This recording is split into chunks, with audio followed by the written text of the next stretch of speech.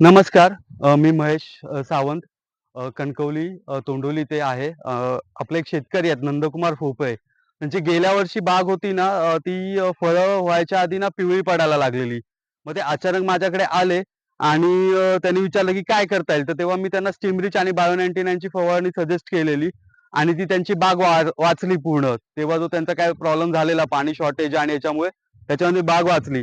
त्यामुळे ह्या वर्षी त्यांनी सुरुवातीपासून आपलं एन-पी-के, शेत, सिमरिच आणि बायो-99 ह्या बागेवर वापरलेलं आहे आणि आता ही बाग एक पुढच्या 5 ते 10 दिवसामध्ये तुटणार आहे.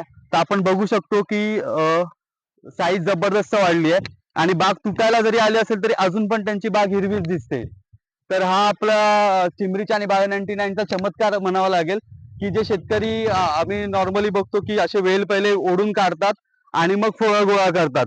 पण ही बाग तुटायला आली तरी आपले अजून जे वेल आहेत ते हिरवेगार आहेत आणि शेतकरी खूप समाधानी आहेत की त्यांना हा 60 दिवस झालेत बागेला. 59 दिवस झालेत. ते नाहीयेत, ते दुसऱ्या बागेमध्ये त्यांच्या काम करायला गेलेत. तर आपण त्यांचा एक अनुभव मी आता शेअर करतो. तर ते परत भेटले, तर आपण त्यांचा परत व्हिडिओ घेणारच आहोत.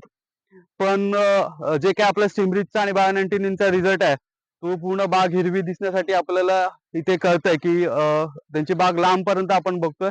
पूर्ण हिरवी आहे अजून. म्हणजे तुटायला आली असली तरी अजून बाग सुंदर दिसते आणि आपले शेतकरी खूप समाधानी आहेत. जय नेटसप. जय नेत्रप.